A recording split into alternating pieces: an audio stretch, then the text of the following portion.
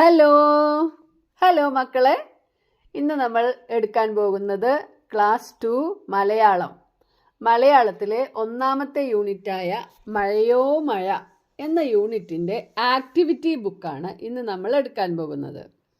Unit 1 activities എന്തൊക്കെയാണ് എന്ന് നമുക്കൊന്ന് നോക്കാം. ആദ്യമായിട്ടാണ് നിങ്ങൾ ഈ ചാനൽ കാണുന്നതെങ്കിൽ പ്ലീസ് ഒന്ന് സബ്സ്ക്രൈബ് ചെയ്യൂ. അതുപോലെ തന്നെ വീഡിയോയ്ക്ക് ഒരു ലൈക്ക് നൽകാനും നിങ്ങളുടെ ഫ്രണ്ട്സിന് ഷെയർ ചെയ്ത് കൊടുക്കാനും മറക്കല്ലേ കേട്ടോ. മഴയോ മഴ. പ്രവർത്തനം 1 ഒന്നാമത്തെ പ്രവർത്തനം നിറം നൽകാം. സ്കൂൾ തുറന്നു, മഴയും വന്നു. മഴ ഇഷ്ടപ്പെടാത്തവരായി ആരാണുള്ളത്? ഒരു മഴച്ചിത്രം നോക്കാം. കണ്ടില്ലേ ഒരു മഴച്ചിത്രം? അതിന് നിറം നൽകുക. ഓക്കെ, ഇങ്ങനെ നമുക്കിതിന് നിറം കൊടുക്കാം. ഇനി ചിത്രം നോക്കി പറയാം. ചിത്രത്തിൽ കാണുന്ന കാര്യങ്ങൾ പറയുകയാണ് വേണ്ടത്.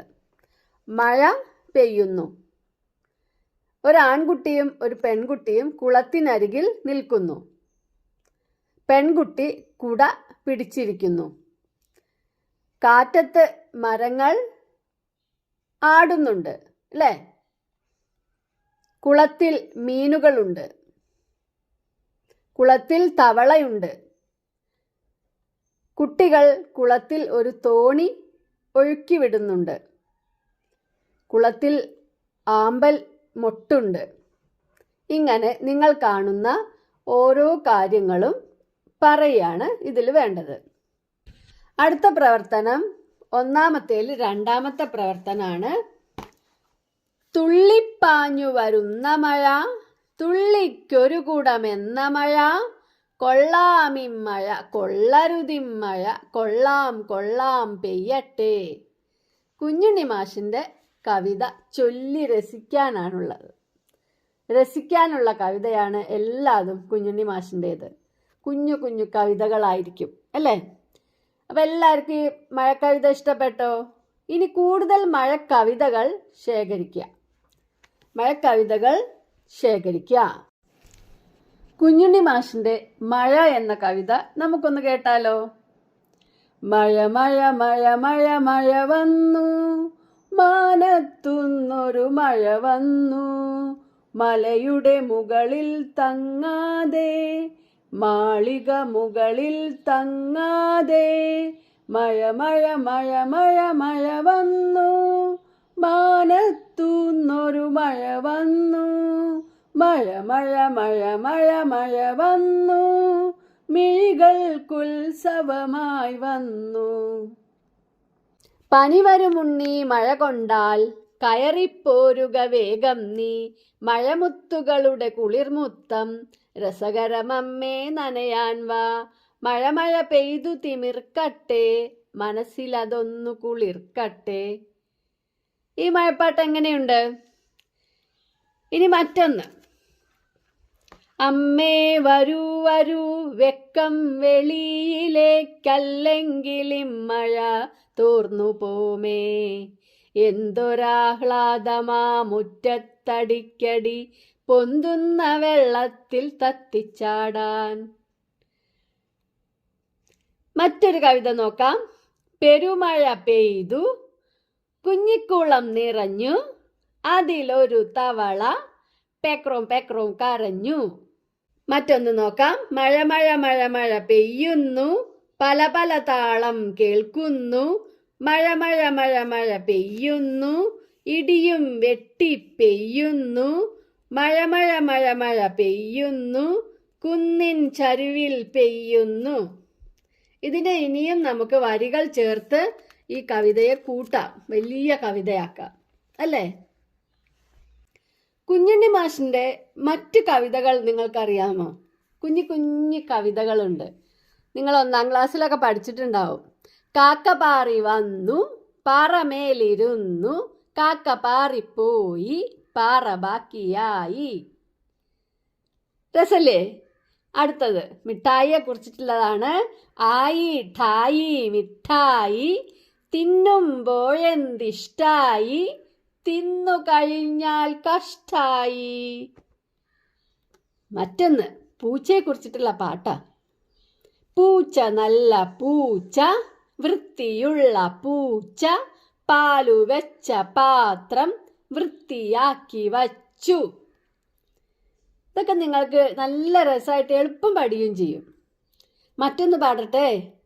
എനിക്കുണ്ടൊരു ലോകം, നിനക്കുണ്ടൊരു ലോകം, നമുക്കില്ലൊരു ലോകം. അപ്പൊ കുഞ്ഞുണ്ണി മാഷിന്റെ കവിതകളും മഴക്കവിതകളും ഒക്കെ നോട്ട് പുസ്തകത്തിൽ എഴുതിയെടുക്കുക കേട്ടോ. പ്രവർത്തനം 1-3 നോക്കുക. പദസൂര്യൻ പൂർത്തിയാക്കി വാക്യങ്ങൾ നിർമ്മിക്കാം. എന്താണ് പദസൂര്യനിൽ വേണ്ടത്? മഴയാണ് സൂര്യൻ. അപ്പൊ മഴയുമായി ബന്ധപ്പെട്ട വാക്കുകളാണ് നമ്മൾ പദസൂര്യനിൽ കണ്ടെത്തേണ്ടത്. പദസൂര്യൻ പൂർത്തിയാക്കി അതിന് വാക്യങ്ങളും എഴുതണം കേട്ടോ. മഴ, കുട എന്ന് അവിടെ തന്നിട്ടുണ്ട്. ഇനി അടുത്തതായിട്ട് മേഘം, കാർമേഘം, മഴത്തുള്ളി, മഴവില്ല്, കാറ്റ്, മിന്നൽ, ഇടി, പെരുമഴ, ഇങ്ങനെ നമുക്ക് പദസൂര്യൻ പൂർത്തിയാക്കാം. ഇനി വാക്യങ്ങൾ ഉണ്ടാക്കാം. മാതൃക അവിടെ തന്നിട്ടുണ്ട്. ഞാൻ കുട ചൂടി. കുട എന്നുള്ള വാക്ക് ഉപയോഗിച്ചിട്ടുള്ള വാക്യമാണ് ഞാൻ കുട ചൂടി. അടുത്തത് നോക്കാം. ഇന്ന് പെരുമഴയായിരുന്നു. ഇന്ന് പെരുമഴ ആയിരുന്നു. പെരുമഴ എന്ന വാക്കാണ് ഇവിടെ ഉപയോഗിച്ചത്. മാനം നിറയെ മേഘങ്ങൾ. മേഘം എന്ന വാക്കിന്. കാർമേഘമുണ്ട്, മഴ പെയ്യും.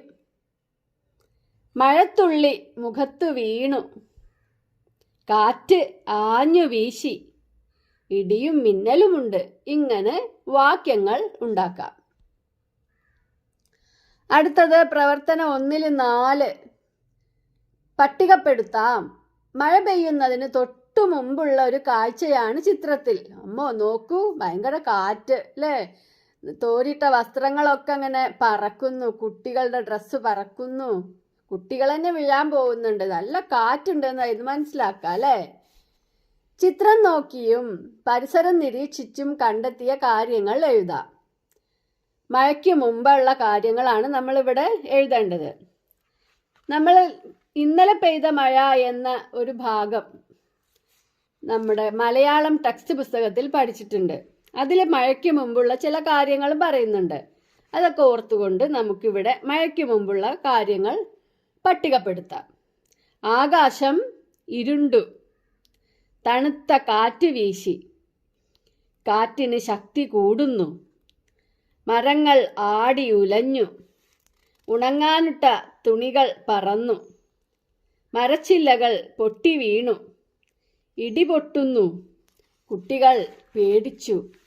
ഇതൊക്കെ നമുക്ക് ഈ ഇതിൽ കാണുന്നതും നമ്മുടെ പരിസരം നിരീക്ഷിച്ചതുമായ കാര്യങ്ങളാണ്. അടുത്തത് മഴയ്ക്ക് ശേഷമാണ്. മഴയ്ക്ക് ശേഷമുള്ള കാര്യവും നമ്മുടെ ടെക്സ്റ്റ് പുസ്തകത്തിൽ പറയുന്നുണ്ട്. നമുക്ക് എഴുതി നോക്കാം. മഴയ്ക്ക് ശേഷം തൊടിയിലെ ചെടികൾക്കെല്ലാം നല്ല സന്തോഷം. വഴിയിലെയും ഓടയിലെയും അഴുക്കുകൾ ഒഴുക്കിക്കളഞ്ഞിരിക്കുന്നു. നല്ല തണുത്ത ഇളം കാറ്റ് വീശുന്നു. ആകാശം തെളിഞ്ഞു. ഇലകളിൽ മഴത്തുള്ളികൾ പറ്റിപ്പിടിച്ചിരിക്കുന്നു. മഴ കഴിഞ്ഞ് മരം പെയ്യാൻ കാത്തു നിൽക്കുന്നു. ഇതൊക്കെ മഴയ്ക്ക് ശേഷം നമ്മൾ കാണുന്ന കാഴ്ചകളാണ്. അടുത്തത് പ്രവർത്തനം 1-5. എഴുതാം. മഴയുമായി ബന്ധപ്പെട്ട കടങ്കഥകൾ ശേഖരിച്ച് എഴുതാം. കടങ്കഥകളാണ്. നമുക്കൊന്ന് നോക്കാം. മാനത്താണ് വീട്. കാറ്റാണ് എൻ്റെ കൂട്ട്. താഴോട്ടാണ് പോക്ക്. മഴ. അടുത്തത് അങ്ങോട്ട് പോയപ്പോൾ കണ്ടില്ല. കണ്ണീര് വാർത്താണ് മടക്കയാത്ര. അങ്ങോട്ട് നീരാവിയായി മേൽപോട്ട് പൊങ്ങിയിട്ട് അത് തണുത്താണ് മഴയായി പെയ്യുന്നത് എന്ന് നമ്മൾ പഠിച്ചു അല്ലേ? അപ്പോൾ അങ്ങോട്ട് പോയപ്പോൾ നമ്മൾ കണ്ടിരുന്നോ? അതാണ് കടങ്കഥയിൽ പറയുന്നത്. അങ്ങോട്ട് പോയപ്പോൾ മഴേനെ കണ്ടില്ല നമ്മൾ. കണ്ണീര് വാർത്താണ് മടക്കയാത്ര. ഇങ്ങോട്ട് വരുമ്പോഴോ കരഞ്ഞുകൊണ്ടാണ് വരുന്നത്. അടുത്തത് തുടങ്ങുമ്പോൾ ചന്നം ഭിന്നം. മുറുകുമ്പോൾ പപ്പട പടപട. കുളിരുന്നു കിടുകിടാ കിടുകിടാ. ഇതും മഴയെ കുറിച്ചിട്ടുള്ള കടങ്കഥയാണ്. ആകാശത്ത് കറുത്ത്, ഭൂമിയിൽ നനവ്. ആകാശത്ത് നിൽക്കുമ്പോൾ കറുത്ത കാർമേഘമാണ്, ഭൂമിയിലെത്തുമ്പോൾ നനവാണ്. ഇതും മഴയാണ്. മിന്നൽ ചിരിക്കും, മിന്നലിൽ ചിരിക്കും, ഇടിയിൽ കരയും. അതും ആരാണ്? മഴ. ഒന്നാമത്തേല് 6ാമത്തെ ആക്ടിവിറ്റിയാണ് അടുത്തത്. പ്രവർത്തനം 1-6. എന്താ നോക്കുക? കുളം. കുളം കണ്ടോ? കുളം ഒരു ജലസ്രോതസ്സാണ്. ജലം ശേഖരിച്ചു വെക്കുന്ന സ്ഥലമാണ് ജലസ്രോതസ്. കുളം ഒരു ജലസ്രോതസ്സാണ്. ചെറുതും വലുതുമായ കുളങ്ങളുണ്ട്. താമര, ആമ്പൽ, പായൽ തുടങ്ങിയ ജലസസ്യങ്ങൾ കുളത്തിലുണ്ട്. തവള, മീൻ, ആമ തുടങ്ങിയ ജലജീവികളെയും കാണാം. കുളിക്കാനും അലക്കാനും കൃഷിക്ക് നനയ്ക്കാനും കുളം ഉപയോഗിക്കുന്നു. മൃഗങ്ങളും പക്ഷികളും മറ്റും കുളത്തിലെ വെള്ളം പ്രയോജനപ്പെടുത്തുന്നു. അവയ്ക്ക് കുളിക്കാനും അവയ്ക്ക് കുടിക്കാനും ഒക്കെ ഈ വെള്ളം ഉപയോഗിക്കുന്നു. ഇനി നിങ്ങൾ എന്താണ് ചെയ്യേണ്ടത്? മക്കളുടെ പ്രദേശത്തുള്ള ഏതെങ്കിലും ഒരു ജലസ്രോതസ്സിനെ കുറിച്ച് എഴുതുക. ഏതൊക്കെയാണ് ജലസ്രോതസ്സുകൾ? കുളം, തോട്, പുഴ, അരുവി, കായൽ എല്ലാം ജലസ്രോതസ്സുകളാണ്. അപ്പോൾ നമ്മുടെ പ്രദേശത്ത് ഏതാ ഉള്ളത് നോക്കിയിട്ടാണ് നമ്മൾ എഴുതേണ്ടത്. എൻ്റെ പ്രദേശത്തെ ഒരു പ്രധാന ജലസ്രോതസ്സാണ് പുഴ. ഭൂമിയിലെ ഏറ്റവും പ്രധാനപ്പെട്ടതും വിലപ്പെട്ടതുമായ വസ്തുവാണ് വെള്ളം. വെള്ളമില്ലാതെ ജീവനില്ല. ഒരുപാട് ജീവികളുടെ വാസസ്ഥലമാണ് പുഴ. തവള, മീൻ, ആമ, നീർക്കോലി, ഞണ്ട്, കക്ക, ഒച്ച്, അങ്ങനെ. കുളിക്കാനും അലക്കാനും കൃഷിക്കും പുഴയിലെ വെള്ളം ഉപയോഗിക്കുന്നു. പുഴവെള്ളം ശുദ്ധീകരിച്ച് കുടിക്കാം. മൃഗങ്ങളും പക്ഷികളും കുളിക്കുന്നതും കുടിക്കുന്നതും പുഴയിലെ വെള്ളം തന്നെ. ഇങ്ങനെ നമുക്ക് നമ്മുടെ പ്രദേശത്തെ പുഴയെക്കുറിച്ച് എഴുതാം. ഓക്കെ? അപ്പോൾ ഇന്നത്തെ ഈ ക്ലാസ്സും ഇതിനു മുമ്പ് നമ്മൾ എടുത്തിട്ടുള്ള എല്ലാ ക്ലാസ്സുകളും എൻ്റെ മക്കൾക്ക് നന്നായി മനസ്സിലായിട്ടുണ്ടാവുമെന്ന് വിചാരിക്കുന്നു. അപ്പോൾ അടുത്ത യൂണിറ്റുമായിട്ട് അല്ലെങ്കിൽ ഈ യൂണിറ്റിൻ്റെ ബാക്കിയുമായിട്ടും വീണ്ടും വരാം. Okay, thank you.